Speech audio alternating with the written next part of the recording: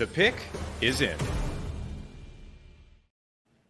The Seattle Seahawks have made a selection in the 2024 NFL Draft. Alongside Locked On College Football host Spencer McLaughlin, I'm Tenitra Batiste, and we are joined by Corbin Smith of Locked On Seahawks to break down the Seahawks selecting Byron Murphy II with the 16th pick. So, Corbin, how did the Seahawks luck out at 16 and get a guy in Murphy who's thought to be the best interior defender in this draft? I don't think John Schneider knew how to answer that tonight. They don't know how he was still there at number 16. They had him as their highest graded defensive player in this entire class, so they were ecstatic for him to be there at that point. And that's what happens when you have 14 offensive players go in a row to open the draft, and you end up in a situation like that. So the Seahawks, they were worried maybe a team might try to trade up in front of them and get him, but they lucked out and they get Byron Murphy, who, again, they think is the highest graded player on defense in this class. He can play all over the line. They are really eager to see what he's going to be able to do next to Leonard Williams, Draymond Jones, and Jaron Reed, and what should be a very formidable front line now for Mike Macdonald's defense.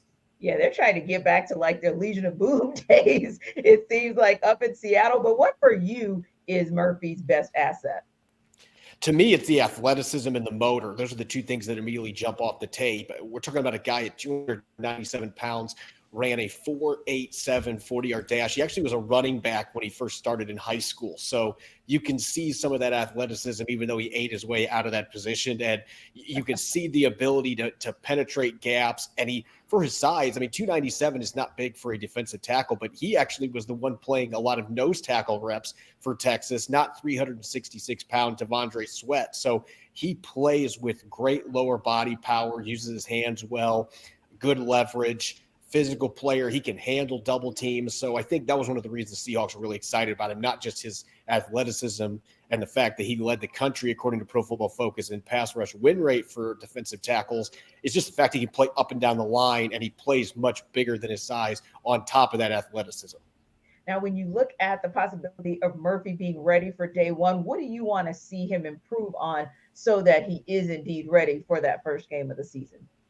Really, I just want to see this kid continue to take steps forward. He's only started 1 year at Texas. That's the crazy thing. He's 21 years old. That's another thing that jumped out to the Seahawks is in a draft with a lot of older prospects, you were able to get a guy that is 21 that is still coming into his own, incredibly athletic. So you want to see a little more consistency turning those pressures into sacks. And that's really the biggest thing for him. As a run defender, though, you're already seeing the consistency. Going against NFL offensive linemen is a different game. But this kid has a pretty well-developed game with a very high ceiling coming to Seattle. And again, there's a reason they were so fired up that he dropped to them at number 16 overall.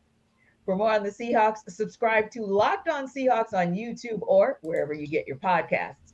So, Spencer, when you take a look at Byron Murphy II and think back of his days in Austin, what do you feel like is his best asset that he brings to the table? Well, it's his ability to generate pressure up the middle, and for the Seahawks, which admittedly I'm a diehard fan of, I'm ecstatic with this pick. I think this is a really, really great thing because it makes that defensive line so much more formidable to slide Jaron Reed into a rotational spot instead of being a starter, a guy who's been around the NFL for a while. But you have Leonard Williams at one defensive tackle and Byron Murphy at the other. His ability to generate pressure up the middle, I think, will complement guys like Chenna Nwosu, who is one of the most underrated pass rushers in the National Football League. So, Seattle is certainly going to continue to place an emphasis on the defensive side of the ball, hiring Mike Macdonald. I think that's one of the advantages of bringing him in is Pete Carroll was starting to lay that foundation. He stepped aside, and Byron Murphy is one of those foundational picks that can really be a stalwart in your defense for a long time. And, he and Leonard Williams, if Murphy's as good as we think he can be, he and Leonard Williams, that's one of the best interior tandems in the league. Yeah.